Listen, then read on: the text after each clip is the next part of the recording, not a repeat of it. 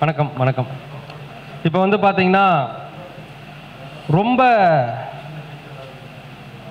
ரொம்ப காலமாக வந்து பார்த்தீங்கன்னா நிறைய மக்களுக்கு வந்து ஒரு கேள்வி, சார் இப்போது ராகு கேது நட்சத்திரங்கள் ஓகேங்களா, ராகுடைய நட்சத்திரங்கள் நமக்கு தெரியும், திருவாதிரை, சுவாதி, சதயம். கேது பகவானுடைய நட்சத்திரங்கள் அஸ்வினி, மகம், மூலம். இந்த நட்சத்திரத்தில் வந்து பார்த்தீங்கன்னா ஒரு கிரகம் இருக்குது அப்படின்னா அந்த கிரகம் எப்படிப்பட்ட பலன் தரும்? இது ஒரு கேள்வியாக இருக்குது. சில பேர் வந்து பயமுறுத்துவாங்க, அஸ்வினி, மகம், மூல நட்சத்திரம் மிக மோசமான நட்சத்திரம், திருவாதிரை, சுவாதி, சதயம் மிக மோசமான நட்சத்திரம், திருவாதிரைனா தற்கொலை பண்ண வைக்கும், அஸ்வினினா முன்ஜென்ம பாவத்தை நிறையா கொண்டது அப்படின்னு சொல்லி எல்லாம் பயமுறுத்துறாங்களே இல்லையா? அப்படியே அந்த 6 நட்சத்திரத்தையும் போட்டு அப்படியே ஒரு ஏதோ உங்களுக்கு ஒரு பெரிய ஒரு கடுமையான தோஷத்தை வழங்குற நட்சத்திரம் அப்படின்னு சொல்லி பயமுறுத்துவாங்க. இப்போது சிம்பிளாக சொல்கிறாங்க, இப்போ அஸ்வினி, மகம், மூல நட்சத்திரம் 3 வந்துடுது. அதே மாதிரி திருவாதிரை, சுவாதி, சதயம் 27 நட்சத்திரத்தில் 6 நட்சத்திரம் ராகு கேதுக்குடைய நட்சத்திரம் தான். அப்போது இந்த 6 நட்சத்திரக்காரங்களும் எப்பவும் கஷ்டப்பட்டேவா இருக்காங்க? ஏன் மற்ற நட்சத்திரக்காரங்க கஷ்டப்படுறது கிடையாதா? மற்ற நட்சத்திரக்காரங்க கஷ்டப்படுறது கிடையாதா? கஷ்டப்படத்தானே செய்கிறாங்க. அது என்ன ராகு கேது நட்சத்திரம் அப்படின்னாலே ஒரு பயம், அப்படியே பயமுறுத்தி மக்களை வந்து என்ன சொல்கிறதுங்க, ஐயோ என்னமோ ஒரு பெரிய பிரச்சனையாட்டு இருக்குது அப்படிங்கிற மாதிரி மக்களுடைய அந்த சிந்தனைகளை முதல்ல என்ன பண்ணாதீங்க, சிதைக்காதீங்க. ஜோதிடத்தினுடைய சில நுட்பமான விஷயங்களை ஆய்வு செய்துதான் இந்த ராகு கேது நட்சத்திரங்கள் நமக்கு தோஷத்தை செய்யுமா அல்லது யோகத்தை செய்யுமா என்பதை என்ன பண்ணணுங்க, நிர்ணயம் செய்யணும். இப்போது முதல்ல அஸ்வினி நட்சத்திரம், மகம், மூலம் அப்படின்னு எடுத்துக்குவோம். இப்போ ஒரு ஜாதகத்திலைங்க அஸ்வினி நட்சத்திரத்திலேயோ மக நட்சத்திரத்திலேயோ மூல நட்சத்திரத்திலேயோ ஒரு கிரகம் இருக்குதுன்னா அது எப்படி நமக்கு பலன் கொடுக்கும், அதை முதல்ல என்ன பண்ணிக்கணுங்க, நாம் முதல்ல தெரிஞ்சுக்கணும். இப்போது இந்த கேதுவுடைய நட்சத்திரங்கள் 3 எழுதிக்கலாம். கேதுவுடைய நட்சத்திரங்கள் என்னென்ன? அஸ்வினி, மகம், மூலம்.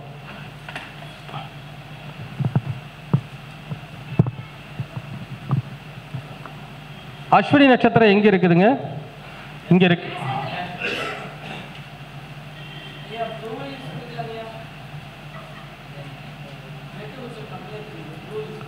ப்ளூ யூஸ் பண்ணிக்கலாமா? ரெட்டு வேண்டாமா? சரி, அஸ்வினி அப்படிங்கிறது யாருடைய நட்சத்திரம்? கேது பகவானுடைய நட்சத்திரம். அடுத்து மகம், கேது பகவானுடைய நட்சத்திரம். அடுத்து மூலம். இப்போ அஸ்வினி நட்சத்திரம் அப்படிங்கிறது எப்படி வேலை செய்யும், மக நட்சத்திரங்கிறது எப்படி வேலை செய்யும், மூல நட்சத்திரங்கிறது எப்படி வேலை செய்யும்? எல்லாமே கேதுவுடைய நட்சத்திரங்கள் தான். ஆனால் அது வேலை செய்யக்கூடிய விதம் எப்படி அப்படிங்கிறத நம்ம பார்க்கலாம். இப்போ ஒரு ஜாதகத்தில் அஸ்வினி நட்சத்திரத்தில் ஒரு கிரகம் நிற்கிது அப்படின்னா, நம்ம சொல்கிறோம் இல்லைங்களா, ராகு கேது நட்சத்திரத்தில் கிரகங்கள் இருந்தால் எப்படி பலன் எடுப்பது அப்படின்னா, இந்த அஸ்வினி நட்சத்திரம் அப்படின்னு எடுத்துக்கிட்டிங்கன்னா, அஸ்வினி நட்சத்திரம் யாருடைய நட்சத்திரம்? கேது பகவானுடைய நட்சத்திரம்.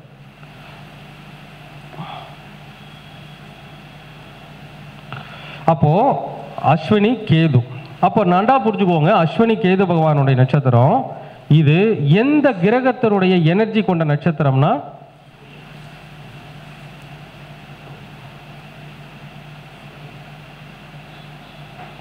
சூரியனுடைய எனர்ஜி கொண்ட நட்சத்திரம். அப்போ அஸ்வினின்னு நம்ம மைண்டுக்கு வரும்போது யாரை பார்க்கணும்? கேது பகவானை பார்க்கணும், சூரிய பகவானை பார்க்கணும். அப்பதான் என்ன பண்ண முடியுங்க, இதுக்கு தெளிவான விடை நம்மளால கண்டுபிடிக்க முடியும். அடுத்து மகம் நட்சத்திரம் அப்படின்னா இதுவும் கேது பகவானுடைய நட்சத்திரம் தான்.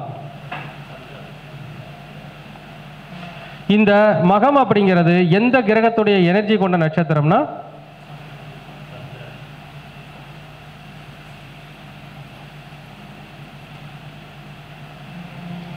அப்போ மகம் அப்படின்னு நம்ம மைண்டுக்கு என்ன வந்துடணும், கேது பகவானும் மைண்டுக்கு வந்துடணும், சந்திர பகவானும் மைண்டுக்கு வந்துடணும்.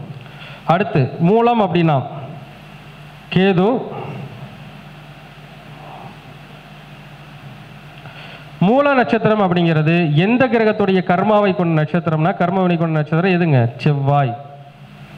மூலங்கிறது எதுங்க? செவ்வாய். அப்போ ஒருத்தருக்கு அஸ்வினியில் இருந்தால் எது ஞாபகத்துக்கு வரணும்? கேதுவும் சூரியனும் ஞாபகத்துக்கு வரணும். மகத்தில் இருந்தால் சந்திரனும் கேதுவும் ஞாபகத்துக்கு வரணும். மூலத்தில் இருந்தால் செவ்வாயும் கேதுவும் ஞாபகத்துக்கு வரணும். அப்போ ஒருத்தருக்கு இந்த அஸ்வினி நட்சத்திரத்திலேயோ மக நட்சத்திரத்திலேயோ அல்லது மூல நட்சத்திரத்திலேயோ இருந்து திசை நடக்கின்ற பொழுது நான் சொன்ன இந்த கிரகங்கள் தான் ஆதிக்கத்தை செய்யும். அது அவங்களுக்கு சுபமாகவும் இருக்கலாம், அசுபமாகவும் இருக்கலாம். சரிங்களா? அப்போ இதை மைண்டில் வச்சுக்கோங்க. இந்த நட்சத்திரத்தில் ஒரு திசை நடக்குதுனாவே இந்த கிரகங்களை உங்களை மைண்டுக்கு வந்துடணும். ஓகேங்களா?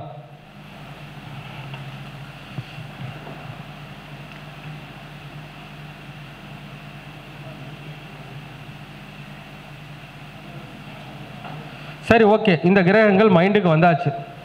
அப்போ அவருக்கு அந்த ராகு கேது நட்சத்திரத்தில், இந்த கேதுவுடைய நட்சத்திரத்தில் கிரகங்கள் திசை நடத்தும் போது என்ன பலனை செய்யும்? அது கேள்வி இருக்குதுல்ல, என்ன பலனை செய்யும்? ஒரு லக்னம் ஒன்று போட்டுக்கலாம். ஏன்னா ஒரு லக்னம் போட்டால் தான் அதுக்கான விடை நமக்கு தெரியும். ஒரு லக்னம் ஒன்று போட்டுக்கலாம், ஏதாவது ஒரு லக்னம்.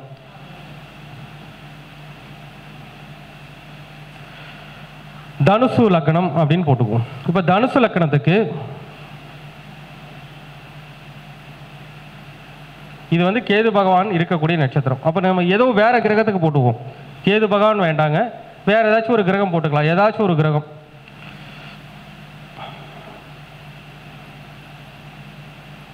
குரு பகவான் போட்டுக்குவோம். ஓகேங்களா? அப்போ தனுசு லக்னத்துக்கு குரு பகவானுடைய திசை. ஏன்னா ராகு கேது நட்சத்திரங்கள் எப்போ பலன் கொடுக்கும்? பொதுவாக ஒரு கிரகம், எல்லா கிரகங்களும் ஒரு நட்சத்திரத்தில் தான் இருக்கும். அப்போ அந்த கேதுவுடைய நட்சத்திரத்தில் திசை நடக்கும்போது என்ன மாதிரியான பலன் அப்படிங்கிறத பார்க்கணும். அப்போ குரு அஸ்வினியில் இருக்கிறார்னா இந்த திசை எப்படி வேலை செய்யணும்னு சொல்லியிருக்கிறேங்க. ஒன்று கேது, இன்னொன்று சூரியனுடைய பலத்தை எடுத்து தான் நமக்கு வேலை செய்யும். அப்போது முதல்ல கேது எங்கே இருக்கிறாருன்னு பார்க்கணும், அடுத்து சூரிய பகவான் எங்கே இருக்கிறாருன்னு பார்க்கணும். இந்த ரெண்டு விஷயத்தை பொறுத்து தான் என்ன கிடைக்குங்க, அவங்களுக்கு பலாபலன் கிடைக்கும். ஒன்றும் இல்லைங்க சார். இப்போ கேது லக்கணத்துக்கு 12 இருக்கிறாருன்னு வச்சுக்கோங்க. கேது லக்கணத்துக்கு 12ஆம் இடத்துல இருக்கிறாருன்னா கேதுவுக்கு வந்து சொந்தமான வீடு இருக்குதுங்களா? கிடையாது. அப்போ முதல்ல கேது பகவான் எந்த நட்சத்திரத்தில் இருக்கிறாருன்னு பார்க்கணும். கேது பகவானுக்கு சொந்த வீடு இல்லாதனால கேது பகவான் ஒரு நட்சத்திரத்தில் இருப்பார். இப்போ இந்த விருச்சிக ராசிக்குள்ள என்னென்ன நட்சத்திரங்கள் இருக்கு? விஷாகம், அனுஷம், கேட்டை. சரி,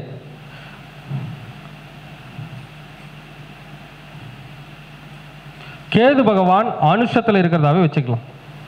கேது பகவான் அனுஷத்தில் இருக்கிறதா வச்சுக்கலாம். அப்போ இந்த கேது பகவான் யாரா இயங்குவார்? சனியா இயங்குவார். அப்போ நாம இதுலேருந்து என்ன முடிவு எடுக்கணும்னா, சூரியனாகவும் கேதுவாகவும் தான் இந்த திசை இயங்க போகுது, அதனுடைய பலனை தான் கொடுக்க போகுது. கேது பகவானை என்ன பண்ணணும்னா, கேது பகவான் நின்ற நட்சத்திரத்தையே, அந்த நட்சத்திராதிபதியவே கிரகமாக எடுத்துக்கொள்ள வேண்டும். இப்போ யார் யாரெல்லாம் இயங்குவா? அஸ்வினி கேது, கேது நின்ற நட்சத்திரம் சனி பகவானுடைய நட்சத்திரம். யாருங்க? சனி. அப்போ இந்த திசையில அவருக்கு எந்த பாவகங்கள் இயங்க போகிறது? எந்தெந்த பாவங்கள் இயங்க போகுது? கேது சனியா பார்த்துக்கிட்டோம். முதல்ல என்ன சொன்னோம்? அஸ்வினி யாருதுன்னு சொன்னோம். இன்னொன்று சூரியன்.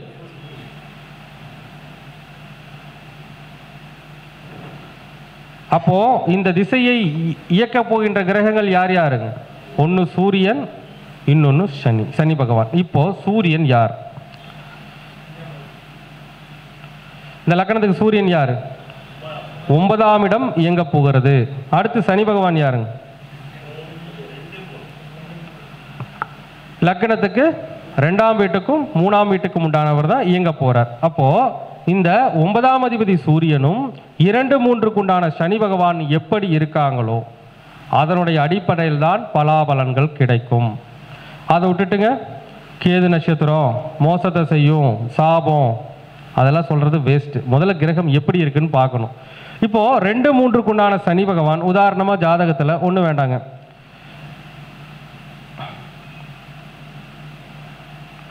லக்கணத்துக்கு 11ஆம் இடத்துல உச்சமா இருக்கிறாருன்னா வச்சுக்கோங்க, எப்படிப்பட்ட பலன் கிடைக்கும்? 2ஆம் வீட்டுக்கும் 3ஆம் வீட்டுக்கு உண்டான சனி பகவான் 11ஆம் இடத்துல உச்சம். அவர் வக்ரமும் ஆகல, குறைஞ்ச பாக்கியம் போல, அவயோகியாவும் இல்லைன்னா, நல்லா இருக்கிறாருன்னா அவருக்கு யோக பலன் கிடைக்குமா? கிடைக்காது. யாருங்க பாதகாதிபதி? யாருங்க பாதகாதிபதி? பாதகாதிபதியெல்லாம் இல்லையே, லாபஸ்தானம் தானே. நீங்கள் மகரத்துக்கு தான் பாதகம், இது வந்து லாபஸ்தானம். அப்போ தனுசு லக்கணத்துக்கு கண்டிப்பாக சனி பகவானால் நன்மைகள் தான் நடக்கும். அதாவது சனி பகவான் எப்படி இருக்கக்கூடாதுங்க, வக்கரமாவோ லோ டிகிரியிலோ அவயோகியாவோ இல்லாமல் இருந்தால் சனி பகவானால் நல்ல பலன்கள் மட்டும்தான் கிடைக்கும். அப்போது சனி பகவானால் நல்ல பலன் கிடைக்கும்னா இன்னொரு விஷயத்தையும் பார்க்கணும், சுக்கிர திசை நடந்தால் கெட்ட பலன் கிடைக்கும். ஏன்? சுக்கிரனுக்கு சனி பகவான் யாருங்க? எதிரி. சுக்கிரனுடைய திசையில் சனி பகவான் எதிரியாக வேலை செய்வார்.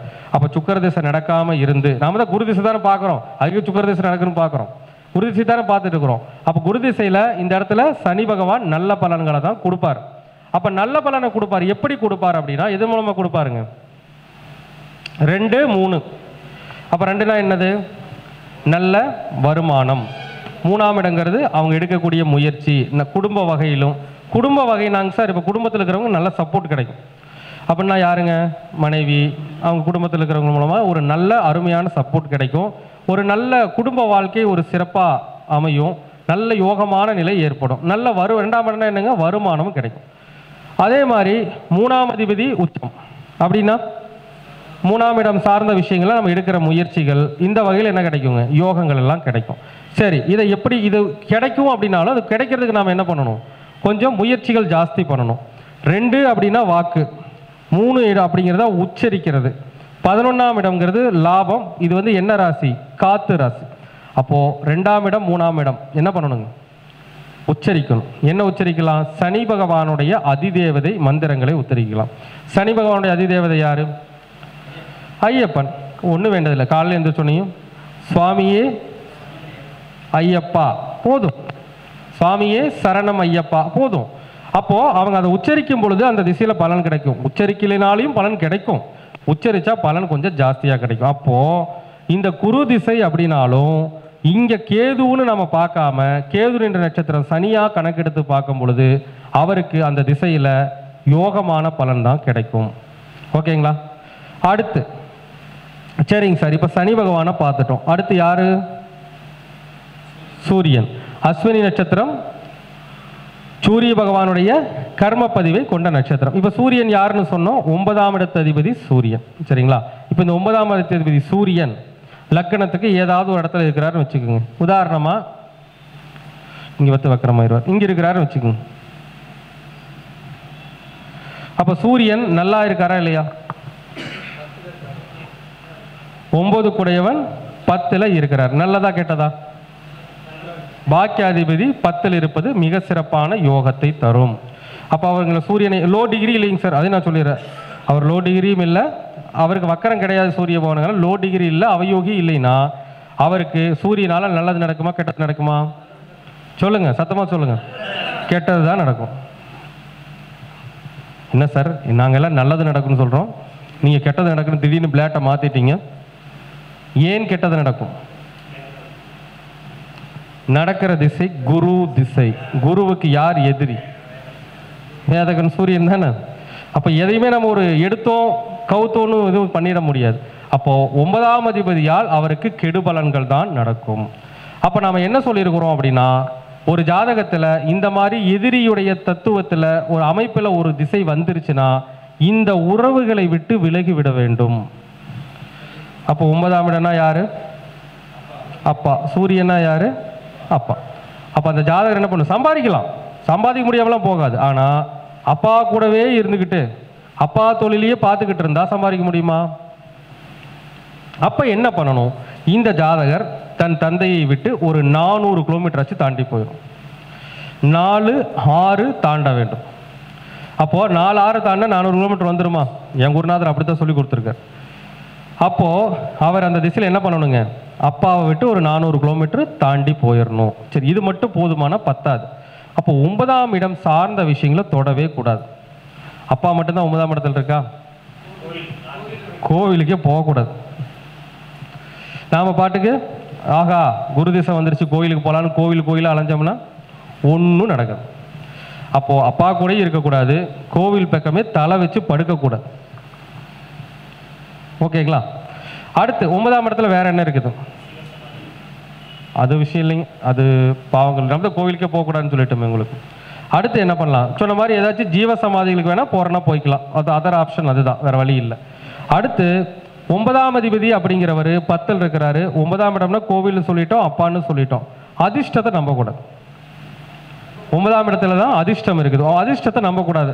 லாட்டரியில் காசு வாங்குறேன், பங்குச்சந்தையில் காசு போடுறேன்ட்டு அதிர்ஷ்டத்தை என்ன பண்ணக்கூடாதுங்க, நம்பக்கூடாது. அடுத்து என்ன வாழ்வியல் பரிகாரம் பண்ணணும்னா, 9ஆம் அதிபதி தான் 10ல் இருக்கிறார். அப்போ 9ஆம் இடம்னா என்ன சொல்லியிருக்கிறோம்? தான தர்மம்.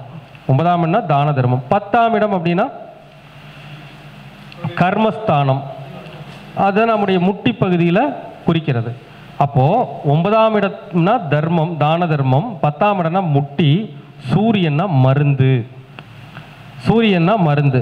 இந்த சூரியன் இருக்கிறது காலபுருஷ தத்துவத்துக்கு 6ல் இருக்கார். 6னா நோய். அப்போ 10னா முட்டி, 6னா நோய், சூரியனா மருந்து, தர்மம். அப்போ என்ன பண்ணணும்? முட்டி வலி பாதிக்கப்பட்டவங்களுக்கு ஞாயிற்றுக்கிழமை நாளில் ஒரு மருந்து மாத்திரைனாங்க சார், இப்போ முட்டி வலிக்கு ஒரு மாதத்துக்கு தேவையான மாத்திரையை வாங்கி கொடுத்துடலாம். அந்த மாதத்துக்கு தேவையான மாத்திரையை ஞாயிற்றுக்கிழமை நாளில் வாங்கி கொடுக்கணும். புரியுதுங்களா? அப்போது கேது அஸ்வினி நட்சத்திரத்திலிருந்து ஒரு கிரகம் திசை நடத்ததுனாலும் கூட அந்த சூரியன் கேதுவுடைய நிலைகளை ஆய்வில் வைத்து கொண்டு செயல்பட்டோம்னா தான் என்ன கிடைக்கும்? பலன்கள் நமக்கு கிடைக்கும். அப்போது ஜோதிடமே பார்க்க போகிறாங்கன்னு வச்சுக்கோங்களேன், 2, 3 கூடவன் நல்லா தான் இருக்கிறார், ஒன்றும் பிரச்சனை இல்லை. 9ஆம் அதிபதி அப்பா, அப்பா கூடவே இருந்துக்கிட்டு அப்பா தொழில் எடுத்து பண்ணிட்டா எப்படி இருப்பார்? நஷ்டமாயிடுவார். இவர் என்னதான் வலுவாக இருந்தாலும் இந்த பாவம் இயங்கும் போது எதிரி வலுவாக இருக்கும்போது நஷ்டமாயிடுவார். நம்ம ஜாதகத்தை தூக்கிட்டு வீட்டுக்கு போனால் என்ன சொல்லுவாங்க? ஜோதிடத்தை போனால், உனக்கு அஸ்வினியில திசை, அது பழமையான கர்ம வினை கொண்டது, உன்னை அடித்து தாக்கும்பாங்க. ஆனால் அது அடித்து தாக்கும் தான், இப்படி இருந்தால் தாக்கும், விலகி போயிட்டா தாக்க. புரியுதுங்களா? அப்போ ராகு கேது நட்சத்திரங்கள் உயரத்திற்கும் கொண்டு செல்லும், கீழேயும் கொண்டு போவோம். அப்போ நாம அந்த கிரக நிலைகளை என்ன பண்ணணும்? துல்லியமாக ஆய்வு செஞ்சா தான் அதற்கான பலன் கிடைக்கும். சரிங்களா?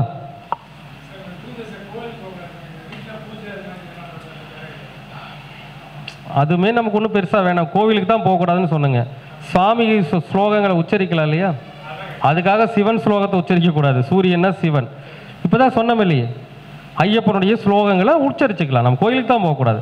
வாயில் உச்சரிக்கிறது ஒன்றும் கஷ்டம் இல்லை உங்களுக்கு. அதாவது கோவிலுக்கு போக முடியாதவங்க என்ன பண்ணிக்கலாம்? சுவாமியுடைய ஸ்லோகங்களை உச்சரிச்சுக்கலாம். வேற ஆப்ஷன் அதுதான் உங்களுக்கு. சரிங்களா?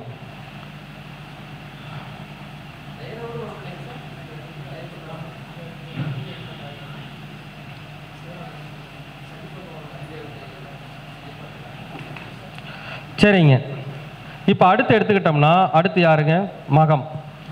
இப்போ மகத்தில் என்ன சொல்லியிருக்கிறோம்? சந்திரனும் கேதுவும் சொல்லியிருக்கிறோம். போய் ஏதாவது ஒரு லக்கணம் போடுறேங்க.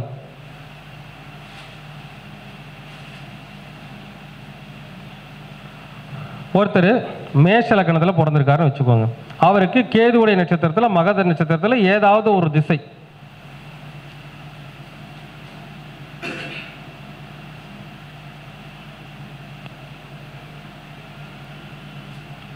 சூரியன் வந்து மகத்திலிருந்து திசை நடத்துறாருன்னு வச்சுக்கோங்க. அப்போ இந்த திசையுடைய பலாபலன்களை தீர்மானிக்க போறது யார்? யாரு? மகத்துடைய அதிபதி கேது பகவான். மகத்துடைய டிஎன்ஏ கிரகம்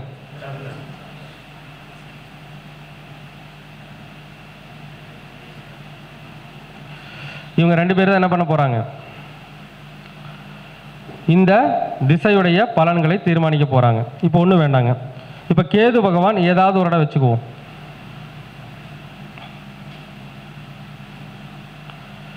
எங்க இருக்காரு? 6ல் இருக்கார். அடுத்து இதை இயக்கக்கூடிய சந்திரன்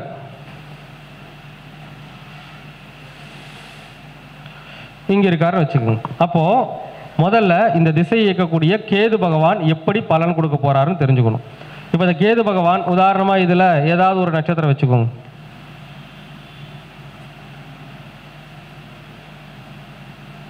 சித்திரையில் இருக்காருன்னா இந்த திசையை ஆள போறவர் யாரு? சித்திரையுடைய அதிபதி செவ்வாய். அப்போ கேதுவா யார் வேலை செய்ய போறாங்க? அப்போ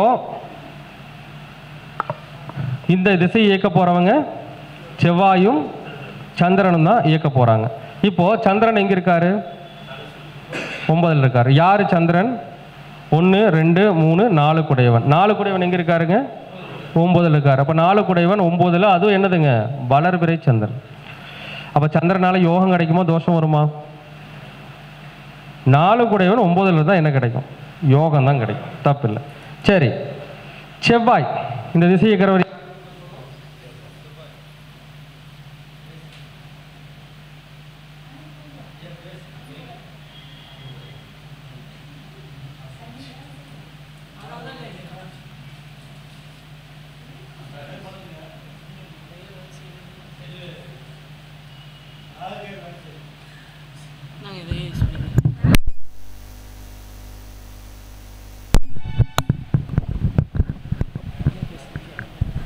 அடுத்து இது வேலை செய்ய போது யாருங்க? செவ்வாய் வந்து வரும், அதில் வரும், இப்படியே கேட்டுக்கலாம், அதில் சவுண்டு வரும், பிரச்சனை இல்லை. அப்போது இப்போ யார் அடுத்து வேலை செய்கிறாங்க? செவ்வாய். அப்போ செவ்வாய் யாருங்க லக்கணத்துக்கு? லக்கணத்துக்கும் 8ஆம் வீட்டுக்கும் உண்டானவர் செவ்வாய். இப்போ இந்த 1 8க்கு உண்டான செவ்வாய் உதாரணமாக ஏதாவது ஒரு இடத்துல இருக்காருன்னு வச்சுக்கோங்க. அப்போ செவ்வாய் இந்த இடத்துல இருக்கிறது நல்லதா கெட்டதா? எப்படி? லக்னாதிபதி, லக்னாதிபதி செவ்வாய் 2ல் இருக்கிற நல்லதா கெட்டதுங்களா? அது பிரச்சனை கிடையாது, அவர் எந்த பாவத்தில் இருக்காருங்கிறது தான்.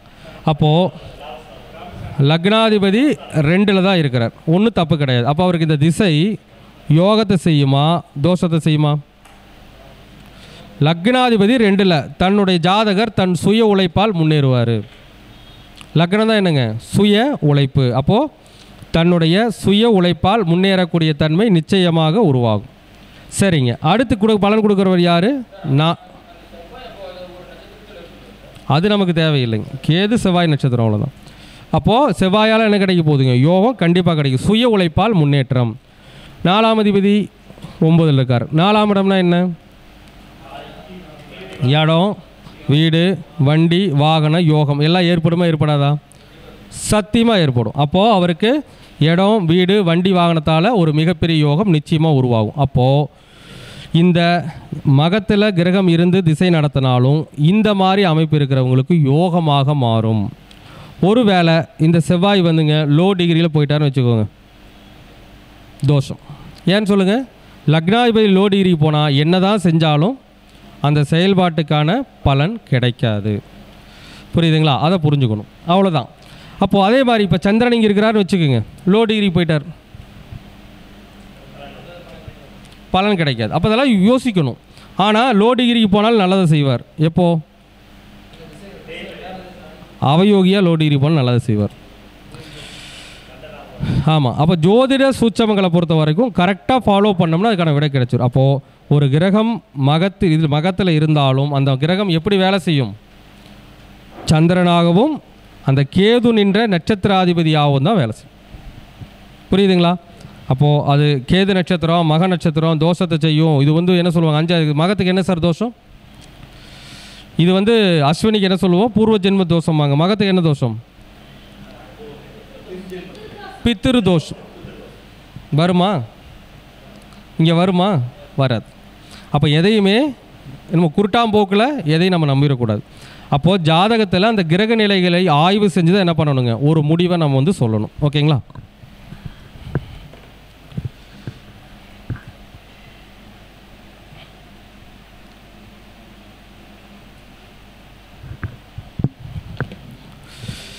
அடுத்து யாருங்க?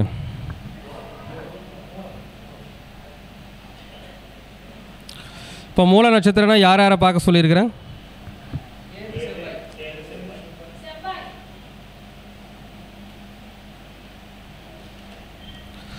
செவ்வாயின்னு சொன்னோன்னே ஒளி அங்கேருந்து வேகமாக வருது. செவ்வாய், அதான் சொல்கிறேங்க, அதான் பயங்கரமாக வருது, வேறு ஒன்றும் இல்லை. சரி, ஒருத்தருக்கு மூல நட்சத்திரத்தில் ஒரு திசை நடக்குதுன்னு வச்சுக்கோங்க. ஏதாவது ஒரு லக்கணம் ஒன்று போட்டுக்குவோம்.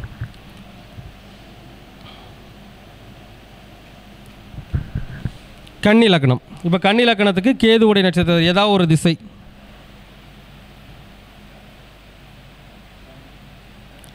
சுக்கரன் வந்து மூலத்தில் இருக்கிறான்னு வச்சுக்கோங்க. அப்போ இந்த திசை எப்படி வேலை செய்யும்? கேது செவ்வாயாக வந்து வேலை செய்யும். அப்போ கேது ஏதாச்சும் ஒரு வீட்டில் இருக்கிறாருன்னு வச்சுக்குவோம். உதாரணமாக கேது வந்து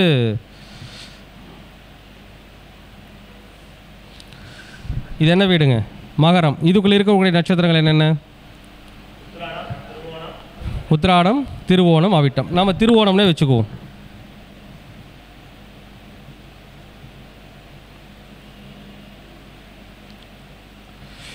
அப்போது இந்த திருவோண நட்சத்திரம் யாருடைய நட்சத்திரம்?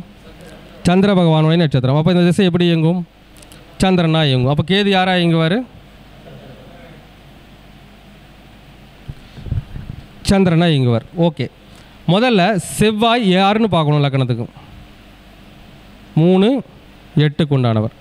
சுபரா பாவரா? 3, 8க்கு உண்டான செவ்வாய் சுபரா பாவரா? பாவர். 8ஆம் இடங்கிற துர்ஸ்தானம் இருக்குது. இன்னொரு ஸ்தானம் வந்து கேந்திரமோ திருவோணமோ கிடையாது. அப்போ கன்னிலக்கணத்துக்காரங்க செவ்வாய் யார்? லக்னத்துடைய பாவி. இந்த பாவியான செவ்வாய் பகவான் உதாரணமாக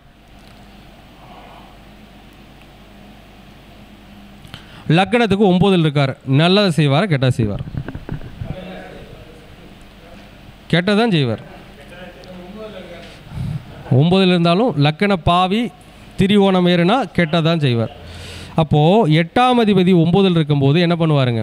அவருடைய அதிர்ஷ்டங்களை தடுப்பார். அப்போ அவர் என்னதான் வந்து கடுமையாக உழைச்சாலும் சம்பாதிச்சாலும் அதை எதை என்ன பண்ண முடியாதுங்க? தற்காத்து கொள்ள முடியாது. ஏன்னா அந்த இடத்துல 8ஆம் அதிபதி 9ல் போகும்போது அதிர்ஷ்டத்தை என்ன பண்ணிடும்? கெடுத்து விடும். அப்போ செவ்வாய் பகவான் என்ன பண்ணுவார்? கெடுப்பார். சரி, இந்த திசை இயக்கக்கூடிய இன்னொரு கிரகம் யார்? சந்திரன். திருவோணத்துக்கு உண்டான சந்திரன். இப்போ சந்திரன் யார்? 8 குடையவர், 11 குடையவர். அப்போது 11க்கு உண்டான சந்திரன் லாபாதிபதி. சரிங்களா? அவர் வளர்பிறைன்னே வச்சுக்கோங்களேன். வளர்பிறை சந்திரனே வச்சுக்கோங்க. அந்த சந்திரன் உதாரணமாக லக்னத்துக்கு ஏதாவது ஒரு நல்ல இடத்துல இருக்கான்னு வச்சுக்கோங்க. இங்கே ஏன் இருக்காருன்னு வச்சுக்கோங்க. உச்சமாக இருக்கார். அப்போ இது வந்து என்ன பலன்? லாபாதிபதி 9ஆம் இடத்துல உச்சமாக இருக்கிறது நல்லதா கெட்டதா? நல்லது. அப்போ யோக பலனா இல்லையா? அப்போ சந்திரன் யோகத்தை கொடுப்பாரு, செவ்வாய் கெடுப்பார். அப்போ என்ன நடக்கும்? லாபாதிபதி நல்லா இருக்கிறார், அதிர்ஷ்டத்துக்கு உண்டானவர் கெட்டு போயிட்டார். அப்போ அதிர்ஷ்டம் வந்தால் தான் லாபம் வரும். அப்போ சந்திரன் கொடுக்க நினச்சாலும் செவ்வாய் கெடுத்துருவார். புரியுதுங்களா? கெடுத்துருவார். அப்போ இதில் ஒரு சூச்சம் இருக்குது. இப்போ செவ்வாய் கெடுப்பார்னா, இப்போ சுக்கரன் இங்கே இருக்காருன்னா சுக்கரன் பக்கத்தில் யார் இருப்பான்? சுக்கரனுக்கு பக்கத்தில் யார் இருப்பான்? சூரியன் இருப்பாங்க. இப்போ சூரியன் இங்கே இருக்காருன்னு வச்சுக்கோங்க. சூரியனுக்கு 7ஆம் இடத்துல செவ்வாய் என்னவார்? சூரியனுக்கு 7ஆம் இடத்துல செவ்வாய் போகும்போது என்ன ஆவாருங்க? வக்கரம் அடைஞ்சிருவார். இப்போ அட்டமாதிபதி வக்கரம் ஆகிறது நல்லதா கெட்டதா? யோகம் தானே. இப்போ சொல்லுங்கள், இப்போ இந்த நிலை இருக்கிறவங்களுக்கு சந்திரனும் செவ்வாயும் யோகத்தை செய்வார்களா தோஷத்தை செய்வார்களா? இப்போ மூல நட்சத்திரம் பாதிக்குமா? பாதிக்காது இல்லையா? அப்போ புரிஞ்சுக்கணும். அப்போது மூல நட்சத்திரத்தில் திசை நடக்குதுன்னு என்ன பண்ணக்கூடாதுங்க? ஐயோ உனக்கு கஷ்டத்தை கொடுத்துருன்னு நீங்கள் பயப்படவே தேவையில்லை. அப்போது அந்த கேதுவுடைய நிலை என்ன, அந்த கேது நின்ற நட்சத்திரத்தினுடைய நிலை என்ன, அதனுடைய டிஎன்ஏ கிரகத்தின் நிலை என்னன்னு பார்த்து அதுக்கேற்ற மாதிரி கரெக்டாக நம்ம நடந்துக்கிட்டோம்னா என்ன ஆகும்? நமக்கு தோஷம் வராது. சரிங்க சார், இந்த இடத்துல செவ்வாய் வக்கரமே இல்லைன்னு வச்சுக்கோங்க. லாபம் நல்லா இருக்குது, அதிர்ஷ்டம் சரியில்லை, என்ன பண்ணுறது? 8ஆம் அதிபதி 9ல் தான் என்ன பரிகாரம்? 8 9ல் இருக்குது. 9னா கோவில், 9னா கோவில், 9னா பள்ளிக்கூடம். ஒன்று கோவிலில் சுத்தம் பண்ணக்கூடிய தூய்மை தொழிலாளர்கள் அல்லது ஸ்கூல் சுத்தம் செய்யக்கூடிய தூய்மை தொழிலாளர்களுக்கு செவ்வாய்க்கிழமை நாளில் என்ன பண்ணலாம்? காலபுருஷனுக்கு 2னா பணம் கொடுக்கலாம். என்ன பணம் கொடுக்கலாம்? 3 30 120 ரூபாயோ அல்லது 300 ரூபாயோ பணம் கொடுக்கலாம். அடுத்து என்ன பண்ணலாம்? 2ஆம் இடத்துல உணவும் வரும். ஆப்பிள், செவ்வாய்னு என்ன சொல்லுவோம்? ஆப்பிள் பழம். அப்போ ஆப்பிள் பழம் 1 கிலோ டொனேட் பண்ணலாம். இது பண்ணலாம். அடுத்து இன்னொன்று பண்ணலாம். இது பொருள் ராசி. என்ன ராசிங்க? பொருள் ராசி. அப்போது செவ்வாய்னா போர்வை. செவ்வாய்னா என்னங்க? போர்வை. அப்போது அந்த கோவில் சுத்தம் பண்ணுறவங்களுக்கோ அல்லது ஸ்கூல் சுத்தம் செய்யக்கூடிய நபர்களுக்கோ போர்வை, ஒரு 120 ரூபாய் பணம், அதுக்கப்புறம் ஒரு ஆப்பிள் பழம் 1 கிலோ டொனேட் பண்ணால் செவ்வாயுடைய தோஷம் குறையுமா குறையாதான்? அப்போது என்னதான் வந்து கேது பகவானுடைய தோஷம் நமக்கு இருந்தாலும் நாம் அதை கரெக்டான முறையில் செயல்படுத்தினா என்ன ஆகும்? கண்டிப்பாக நமக்கு வெற்றிகள் கிடைக்கும். ஆனால் இதே செவ்வாய் வக்கரமான எல்லாமே யோகமாக வரும். இப்போ பார்த்துக்குங்க, ராகு கேது நட்சத்திரங்கள்லாம் தோஷத்தை செய்யணும், என்ன பண்ணாதீங்க, தயவு செஞ்சு பயப்படாதீங்க. அந்த கிரகம் இருக்கிற நிலையை பொறுத்து தான் ஒவ்வொன்றுமே நடக்கும். ஓகேங்களா? சரி ஐயா, ஒரு 2 நிமிஷம் தண்ணி குடிச்சிட்டு வந்துடுறேன்.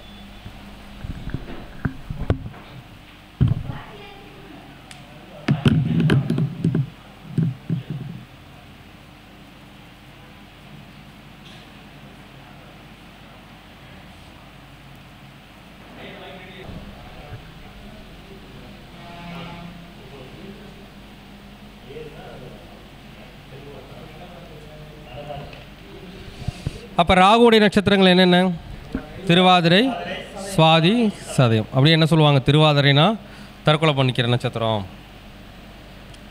திருவாதிரையில் திசை நடக்கிறவங்க எல்லாமே தற்கொலை பண்ணிக்கிறாங்க. எதுக்கு மக்களை பயமுறுத்தணும்?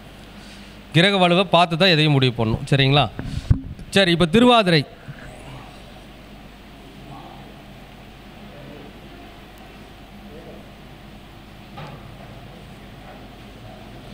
இந்த திருவாதிரை நட்சத்திரத்தில் ஒரு கிரகம் நிற்கிது. ஏதாச்சும் ஒரு கிரகம் வச்சுக்குவோம், ஏதாவது ஒன்று வச்சுக்கலாம்.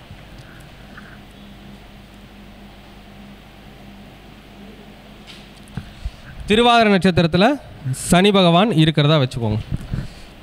அப்போ இந்த சனி பகவான் முதல்ல என்ன லக்னம்னு நம்ம கணக்கு போடுவோம். ஏதாவது ஒரு லக்னம் ஒன்று போட்டுக்குவோம்.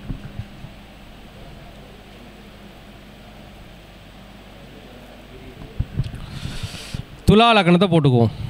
சரிங்களா? துலா லக்னத்தை நம்ம போட்டுக்கிட்டோம். இந்த சனி இங்கே போட்டிருந்தா ஒருத்தர் சந்தோஷப்பட்டிருப்பார். சரி பரவாயில்ல, இங்கேயே போட்டுக்குவோம். சரிங்களா? சரி, இப்போ துலா லக்னத்துக்கு சனி பகவான் வந்து இங்கே இருக்கிறார் அப்படின்னு வச்சுக்குவோம். இப்போ சனி பகவான் திருவாதிரையில் இருக்கிறாருன்னா இந்த திசை எப்படி வேலை செய்யுங்கிறத நம்ம தெரிஞ்சுக்கணும். திருவாதிரை அப்படிங்கிறது யார்?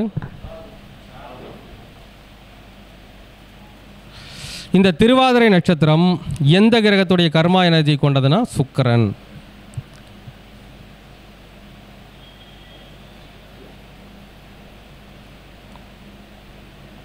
அப்போ இந்த திசை ஆளப்போகிற கிரகங்கள் யார் யார்? ராகு சுக்கிரன் தான்.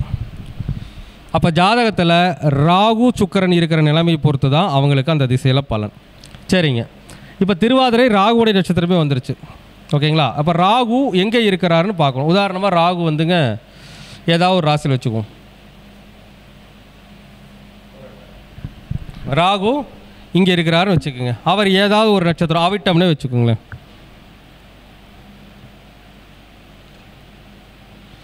அப்போ இந்த திசை எப்படி இயங்கும்? ராகு யாராக இயங்குவார்?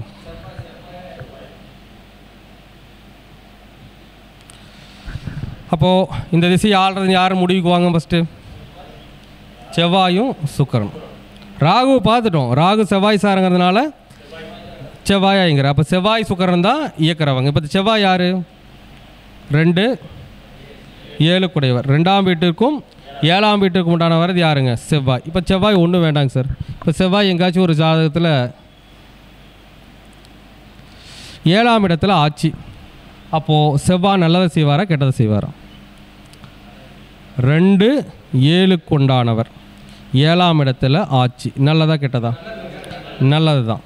நல்லதுனாலும் அவர் அந்த இடத்துல வக்ரம் இல்லாமல் இருக்கணும், குறைஞ்ச பாகையில் இல்லாமல் இருக்கணும், அவயோகியாக இல்லாமல் இருக்கும்.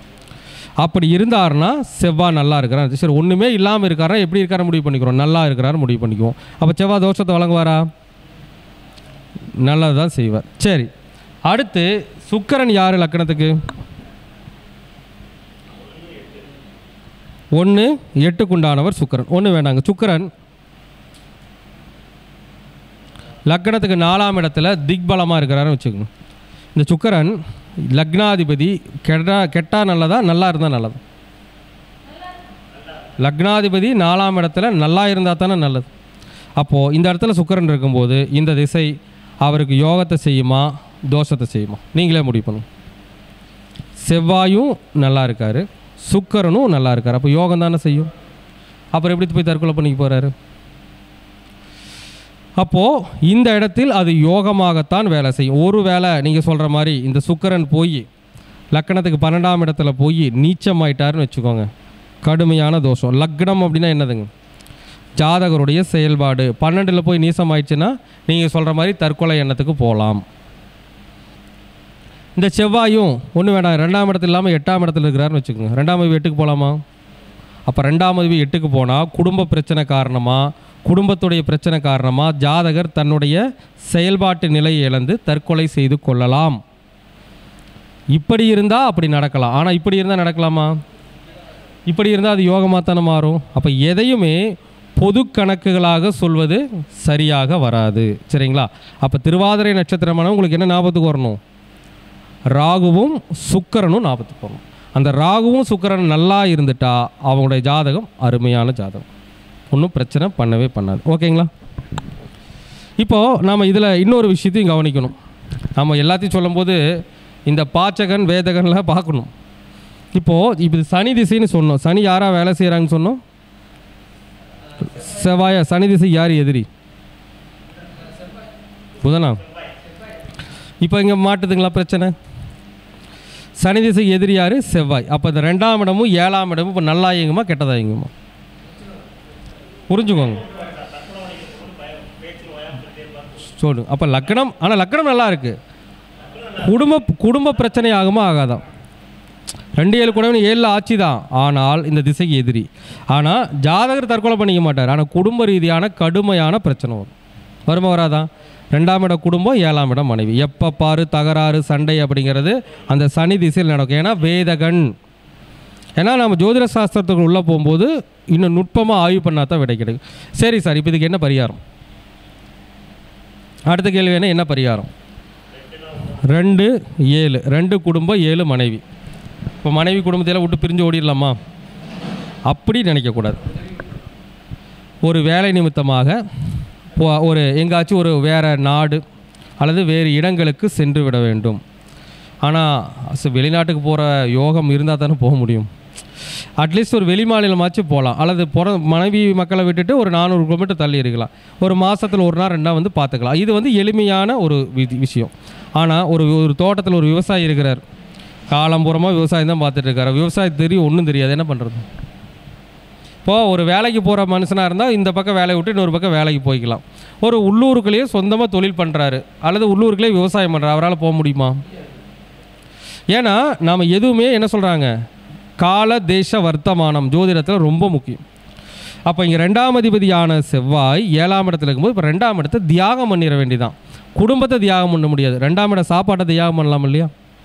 இப்போ 2ஆம் இடம் என்னதுங்க? சாப்பாடு. செவ்வாய்னா செவ்வாய்க்கிழமை. இப்போ செவ்வாய்க்கிழமை விரதம் பண்ணுறது. செவ்வாய்க்கு உண்டான உணவுகள் சாப்பிடக்கூடாது. செவ்வாய்க்கான உணவுகள் என்ன? ஆப்பிள், தக்காளி, இந்த உணவுகளை என்ன பண்ணிடணுங்க? தவிர்த்தரணும். 7ஆம் இடம் அது மனைவி, அது ஒன்றும் பண்ண முடியாது. அதுக்கு என்ன மாற்று விஷயம் பண்ணணும்னா, எல்லாமலையும் சுத்தம் இருக்குது. 7ஆம் இடம் மனைவி தானே, 7ஆம் இடம் மனைவி தானே, இது நெருப்பு ராசி தானே, இது 7ஆம் இடம் மனைவி, 7ஆம் இடம் நெருப்பு ராசி தானே. இப்போ லக்னத்துக்கு 7ஆம் இடங்கிறது ஜாதகருக்கு மனைவிக்கு லக்னமாக வருமாறாதான்? 7ஆம் இடம் மனைவியுடைய லக்னம் இல்லையா? லக்னம் ஜாதகருடைய லக்னம்னா தலைமுடி. அப்போ மனைவியுடைய முடி, மனைவியுடைய முடி. அப்போ அந்த மனைவியுடைய முடியை இவரே என்ன பண்ணணும்? செவ்வாய்க்கிழமையால் கட் பண்ணி நெருப்பில் போட்டு எரித்து விட வேண்டும். ஏன்னா பிரிய முடியாது. அப்போ அடுத்த பரிகாரம் என்னதுங்க? அவங்க முடியை இவரே கட் பண்ணி செவ்வாய்க்கிழமை கட் பண்ணி என்ன பண்ணணும்? நெருப்பில் போட்டு, ஏன்னா நெருப்பு ராசி, நெருப்பில் போட்டு எரிச்சா வேதகன் வேலை செய்வாரா? செய்ய மாட்டார். சரி, இப்போ அடுத்து என்ன பண்ணணும்னா, இது ஒரு தர்ம ராசி, இது ஒரு தர்மத்தை சொல்லக்கூடிய ராசி. 2ஆம் இடம்னா உணவு. அப்போ 2ஆம் இடம் என்ன மாதிரி உணவு? ஆப்பிள், தக்காளி சாதம், அந்த மாதிரி உணவுகளை. 7ஆம் இடம்னா சமுதாய பணியில் இருப்பவர்கள். 7ஆம் இடம் என்னங்க? சமுதாயம் சம்பந்தமான ஒரு பணியில் இருக்கிறவங்க. இது முதல் தலை. அப்படின்னா யாருங்க? மொட்டை அடிக்கிறவங்க. ஒன்று மொட்டை அடிக்கிறவங்க, அப்படி இல்லைன்னா பார்பர்ஸ். அவங்களுக்கு செவ்வாய்க்கிழமை நாளில் என்ன பண்ணணுங்க? ஆப்பிள், தக்காளி சாதம். தக்காளி சாதம் கூட கொடுத்தா வாங்க மாட்டாங்கன்னு வச்சுக்கோங்க. ஆப்பிள் பழம் கொடுக்கலாம். 2ஆம் இடம் பணம். அப்போ எவ்வளோ? 30 ரூபாயோ 120 ரூபாயோ 300 ரூபாயோ பணம் கொடுக்கலாம். புரிஞ்சுதுங்களா? அப்போது நாம் ஒரு பரிகாரத்தை எப்படி செய்கிறோமோ அப்படி கரெக்டாக செஞ்சோம்னா கண்டிப்பாக விட கிடைக்கும். ஒரு சில பேருக்கு இயற்கையாகவே நடந்துடும் சார். என்ன தெரியுங்களா நடக்கும்? கடுமையான குடும்ப பிரச்சனை இருக்கும். மனைவி தொல்லை தாங்காமல் தானே போய் மொட்டை அடிச்சுட்டு வந்துடும். திருப்பதிக்கு போய் மொட்டை அடிச்சு வந்து பிரச்சனை குறைஞ்சிரும். நடந்திருக்குங்க சார். இந்த மாதிரி ஒரு லேடி ஒருத்தருங்க சொன்னேன், எனக்கு உங்களுக்கு பிரச்சனை இருக்குது, பிரச்சனை நல்லா தான் இருக்கிறேன் அப்படின்னா, ஏங்க எப்போ மொட்டையாக இருக்கிறீங்க அப்படின்னா, நான் வருஷம் போய் திருப்பதியில் மொட்டை அடிச்சுட்டு வந்துடுவேங்க. பெண்கள் மொட்டை அடிக்க முடியாதுங்க, ஆனால் ரொம்ப பிரச்சனை தலைக்கு போனால் என்ன பண்ணுறது? அப்போ பார்த்துங்க, ஒரு சில பரிகாரங்கள் அவங்க அறிஞ்சோ அறியாமலோயோ இயற்கையாகவே நடக்கும். ஓகேங்களா? சரி,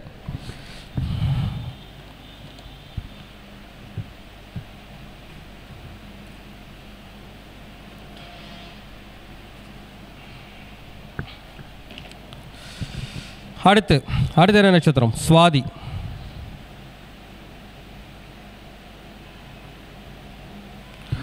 சுவாதி நட்சத்திரம் யாருடைய நட்சத்திரம்? ராகு பகவானுடைய நட்சத்திரம். அப்போ சுவாதி அப்படிங்கிற ஒரு நட்சத்திரத்தில் ஏதாச்சும் ஒரு திசை நடக்குதுன்னா யார் இயங்குவான்? சுவாதி யாருடைய நட்சத்திரம்? யாருடைய கர்ம நட்சத்திரம்? யாருடைய கர்ம வினை கொண்ட நட்சத்திரம்? சுவாதி. டிஎன்ஏ சனி பகவான். அப்போது ஒரு ஜாதகத்தில் சுவாதி நட்சத்திரத்தில் ஒரு திசை நடக்குதுனாவே அது என்னதுங்க? சனி பகவானும் ராகு பகவானு தான் அந்த திசை இயக்குவாங்க. அப்போது இப்போ சுவாதியில் ஒரு கிரகம் இருக்குதுன்னு வச்சுக்கோங்க, ஏதாச்சும் ஒரு திசை, உதாரணமாக செவ்வாய் திசைன்னு வச்சுக்கோங்க. அப்போ அந்த செவ்வாய் திசை எப்படி வேலை செய்யும்? சனியாகவும் ராகுவாகவும் வேலை செய்யும். சரிங்களா? ஏன் செவ்வாய் திசை சுவாதியில் நிற்கிது. அப்போது இந்த செவ்வாய் திசை ராகு பகவானாகவும் சனி பகவானாகவும் தான் பலன் கொடுக்கும். அப்போது ஒரு லக்கணம் எடுத்துக்குவோம், ஏதாவது ஒரு லக்கணம். சிம்ம லக்கணம் எடுத்துக்குவோம். அப்போ சிம்ம லக்கணத்துக்கு முதல்ல ராகு தானே பலன் கொடுக்குறாரு. ஃபஸ்ட்டு ராகு எங்காச்சும் இருக்கிறாருன்னு வச்சுக்கோங்க, ஏதாவது ஒரு இடம். உதாரணமாக 8ஆம் இடத்துல ராகு இருக்கான்னு வச்சுக்கோங்க. ராகு எப்படி இயங்குவார்? ஒன்று, இதில் இருக்கிற நட்சத்திரம் என்னென்னங்க? பூரட்டாதி, உத்திரட்டாதி, ரேவதி. அப்போது யாராவது ஒருத்தராக தான் நீங்கள் ஆகணும். உதாரணமாக ராகு ரேவதியில் இருக்காருன்னு வச்சுக்கோங்க. அப்போ இந்த திசை யாராக வேலை செய்யும்? ராகு யாராக வேலை செய்வார்? ரேவதியுடைய அதிபதி யாருங்க? புதன்.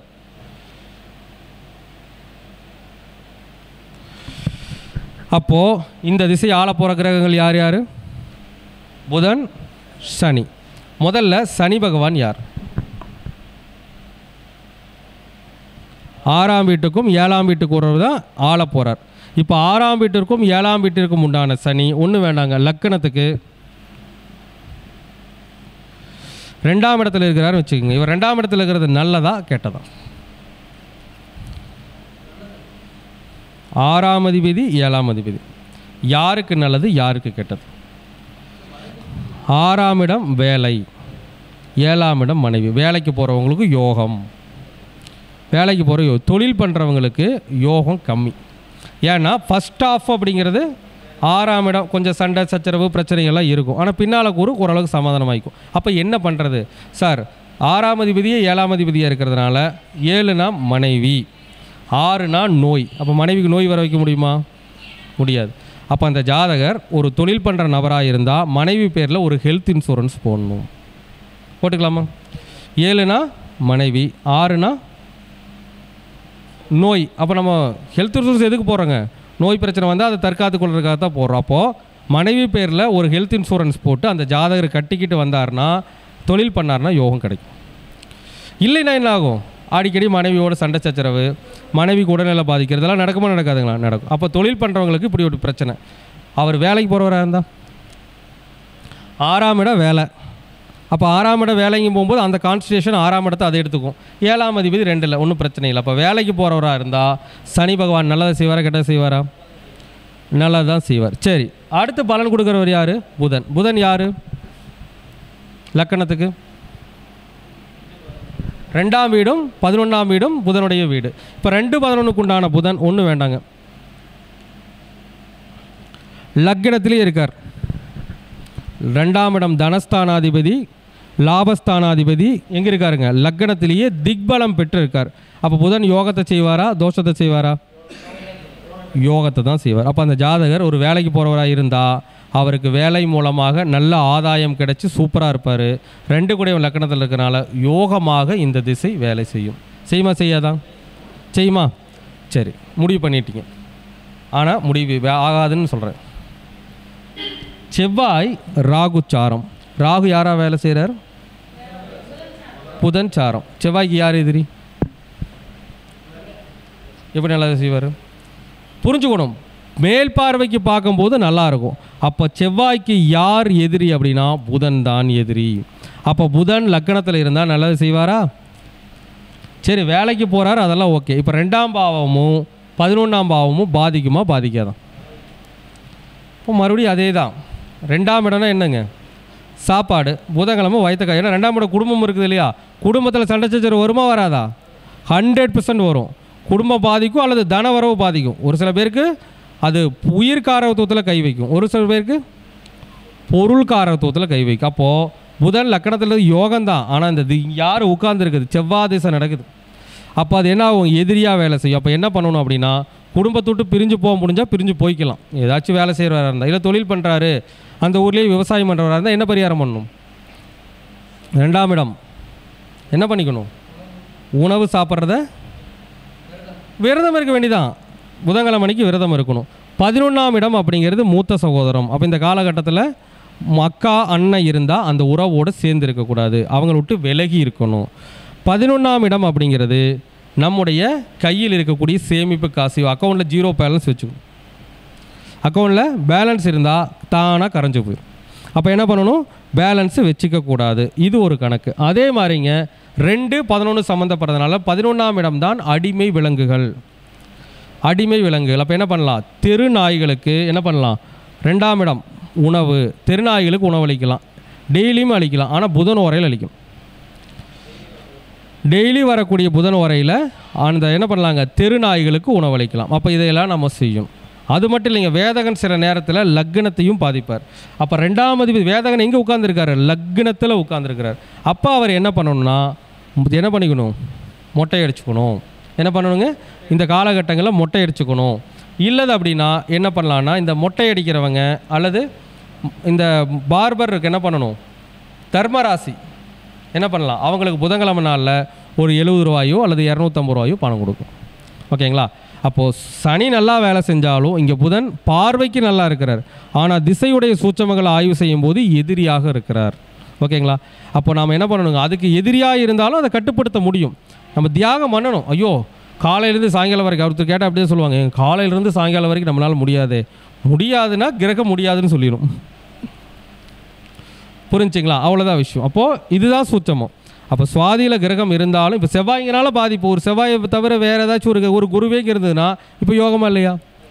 குருவுக்கு புதன் எதிரி கிடையாது. இப்போ இந்த செவ்வாய் இருந்ததுக்கு பதிலாக குரு திசை நடக்குதுன்னா அப்போ குருவுக்கு இந்த புதன் எதிரி இல்லை, யோகமாக மாறிடும்.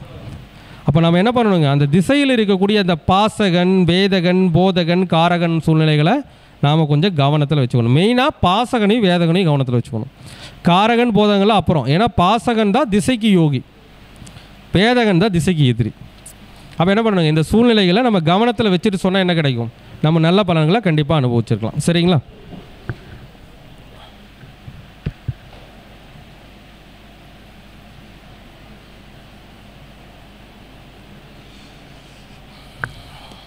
இப்போ நீங்கள் அடிப்படை விதிகளே தெரியாமல் இந்த நட்சத்திரமெல்லாம் தோஷமோ இது இன்னும் பயப்படுத்துகிறாங்க அப்படின்னு போய் கிளாஸுக்கு போய் ஜாயின் பண்ணி எங்கே போய் எப்படி படித்தாலும் ஒரு பிரயோஜனம் ஆக போகிறது கிடையாது.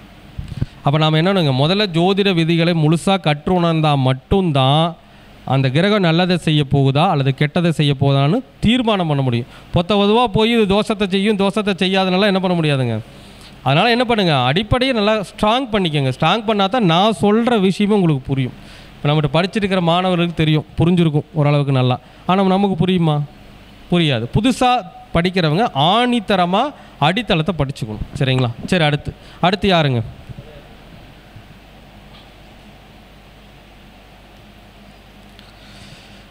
இப்போது இந்த சதயம் நட்சத்திரம் அப்படிங்கிறது யாருடைய நட்சத்திரம்? ராகு பகவானுடைய நட்சத்திரம். இதில் ஒரே கிரகம் தான் வரும். சதயம் ராகுவுடைய நட்சத்திரம், சதயம் ராகுவுடைய கர்மபதி. அப்போ சதயத்தில் ஒரு கிரகம் நிற்கிச்சுனாவே என்ன ஆகும்? அது ஒரே ஒரு இதை இயக்குவார். யார்? ராகு மட்டும்தான் இயக்குவார். ஒரு லக்கணம் ஒன்று போட்டுக்கலாம். உதாரணமாக ஒருத்தர் மிதுன லக்கணத்தில் பிறந்திருக்காருன்னு வச்சுக்கோங்க. மிதுன லக்கணத்துக்கு சதய நட்சத்திரத்தில் ஒரு திசை நடக்குன்னு வச்சுக்கலாம்.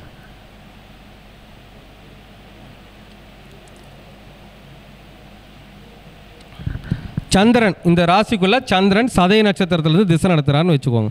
அப்போது சதய நட்சத்திரம் ராகுடைய நட்சத்திரம். இப்போ இந்த வந்து எப்படி வேலை செய்யும்? ராகு பகவானாக தான் இந்த திசை வந்து வேலை செய்யும். ஒரே கிரகம் தான்.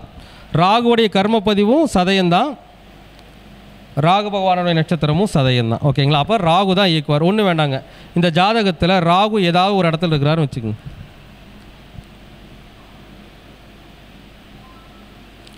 ராகு சிம்மத்தில் இருக்காருன்னு வச்சுக்கோங்க, அவர் பூரத்தில் இருக்காருன்னு வச்சுக்கோங்க. அப்போ இந்த திசை யாராக இயங்கும்? பூரத்துடைய அதிபதி யார்? சுக்கிரனாக இயங்கும். இந்த சுக்கிரன் லக்கணத்துக்கு யார்? 5. அப்போ 5, 12 தான் என்ன ஆகும்? அந்த திசையில் வந்து அவருக்கு இயங்கும். இப்போ 5, 12க்கு உண்டான சுக்கிரன் உதாரணமாக ஏதாச்சும் ஒரு இடத்துல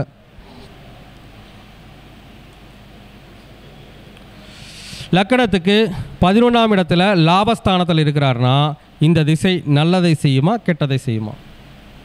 நல்லா புரிஞ்சுக்கோங்க. மிதுன லக்கணத்துக்கு 5, 12 உடையும். 5 அப்படிங்கிற ஒரு திரிகோணஸ்தானம் சுபகிரகத்துக்கு வந்தாச்சு. அப்போ நல்லதை தான் செய்யும். அவள் ஏன்னா அவர் மறையலை அப்படிங்கும்போது என்ன செய்யும்? நல்லது தான் செய்யும். அப்போ 5 குடையவன் 11 இருக்கும்போது என்ன செய்யும்? அருமையான யோகத்தை செய்யும். ஆனால் இது இப்போ உங்களுக்கு சந்திர திசைனா எத்தனை வருஷம்? 10 வருஷம். ஃபஸ்ட்டு 5 வருஷம் சுக்கரனுடைய 5ஆம் வீட்டு பலனும், பின்னால் 5 வருஷம் 12ஆம் வீட்டு பலனும். ஆனால் இதை சுபமாக நம்மளால் மாற்றிக்க முடியும். 5 குடையவன் 11 இருக்கும்போது பிரச்சனையே இருக்காது, சூப்பராக இருக்கும் லைஃபு. ஆனால் 12ஆம் இடம் வரும்போது விரயம் வரும். அந்த விரயனை ஏன் கவலைப்படுறீங்க? விரயத்தை சுப விரயமாக்கிக்குங்க. சுக்கரனா என்னது? வீடு. அப்போது வந்து 5 வருஷம் நல்லா சம்பாரிச்சது எல்லாம் 5 வருஷம் முடிஞ்சதுக்கப்புறம் ஒரு நல்ல வீடாக கட்டிக்குங்க. பிரச்சனை முடிஞ்சுதா? ஏன்னா 12ஆம் பாவம்னா விரயம்னே பயப்பட வேண்டாம். விரயத்தை சுப விரயமாக பண்ணிக்கிட்டாலும் அது யோகத்தை தான் தரும். இப்படி யோகம் கிடைக்கும். ஒருவேளை இந்த ஜாதகர் கல்யாணம் மூச்சு குழந்தை குட்டியோடு போய் வெளிநாட்டில் செட்டில் ஆகிட்டார்னா இதை விட யோகம் எதுவும் கிடையாது. ஏன்னு சொல்லுங்கள்? 5ஆம் இடம் 11 இருக்குது, 12ஆம் இடங்கிறது வெளிநாடு. அப்போ 12ஆம் இடம் வெளிநாட்டுக்கு உண்டான ஒரு 11 இருக்கும்போது வெளிநாட்டு இருக்கிறவங்களுக்கு லாபம் தான். ஓகேங்களா? அப்போ குழந்தை நிறைய பேருக்கு இந்த தத்துவங்கள் தெரியும். சந்திர திசை வந்தோடனையுமே அவருக்கு குழந்தை பிறந்துடும். அதாவது கல்யாணம் முடிச்சிருக்காருன்னு வச்சுக்கோங்க, சூரிய திசையில் கல்யாணம் முடிச்சிருப்பாருன்னு வச்சுக்கோங்க. சந்திர திசை வருது, சந்திர திசையில் குழந்தை பிறந்துருமா? வெளிநாட்டுக்கு முயற்சி பண்ணிகிட்டு இருப்பார், குழந்தை பிறந்தோன்னு வெளிநாடு போயிடுவார். அதை இயற்கையாகவே கிரகம் என்ன பண்ணிவிடுங்க? செஞ்சிடும். அப்போ இது அவங்களுக்கு யோகமா இல்லையா? ஓகே, யோகம். ஆனால் ஒரு வேளை சுக்கரன் லோ டிகிரியில் போயிட்டார், முடிஞ்சது. அதே மாதிரி வக்கரமாயிட்டார், முடிஞ்சது. ஒன்றும் பண்ண முடியாது. அவயோகியாக வக்கரமாயிட்டார், அவயோகியாக லோ டிகிரி போயிட்டார், இப்போது யோகமாக மாறிடும்.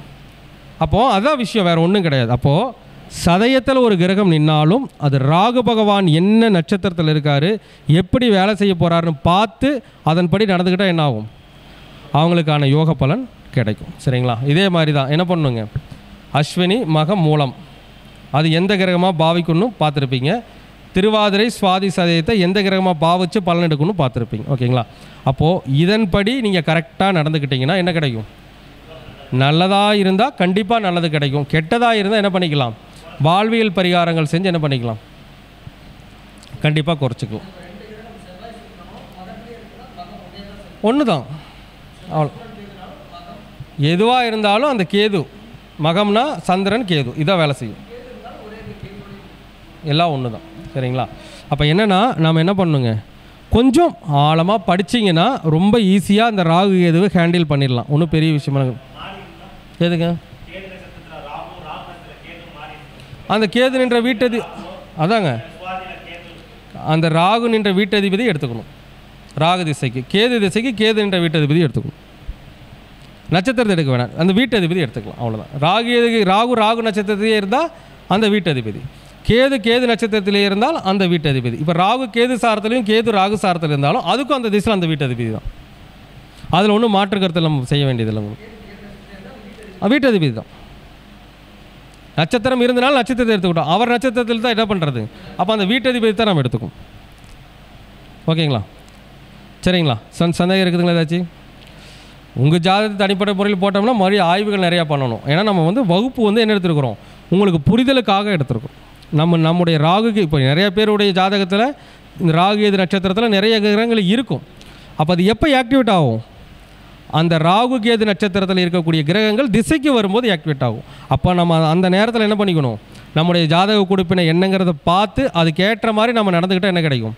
கண்டிப்பாக வந்து நமக்கு உயர்வுகள் கிடைக்கும். சரிங்களா? சரிங்க. சரி, ஓகே.